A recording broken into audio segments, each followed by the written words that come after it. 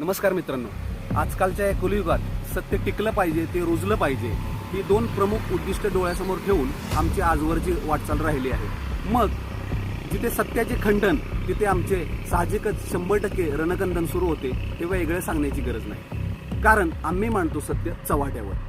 तिसरे अपत्य अधिनियम लागू झाल्यानंतर तिसरे अपत्य असतानाही खोटी कागदपत्रे सादर करून शासनाची फसवणूक करीत निवडणुका लढवून पदे भोगणाऱ्यांची संख्या कमी नाही. त्यामुळे शासनाने सादर कागदपत्रांची योग्य ती शहानिशा, पडताळणी, स्थानिक चौकशी केल्यानंतरच उमेदवारी निश्चिती करणे गरजेचे आहे. आणि चौकशांती जे दोषी आढळतील त्यांच्यावरती कडक कारवाई करणे आवश्यक आहे. म्हणजे शासनाची होणारी फसवणूक तर टळेलच, परंतु राजकीय नशेच्या आहारी जात शासनाची फसवणूक करत खोटी कागदपत्रे सादर करून सत्ता भोगणाऱ्या प्रवृत्तीला आळा बसेल, हे मात्र नक्की. धन्यवाद.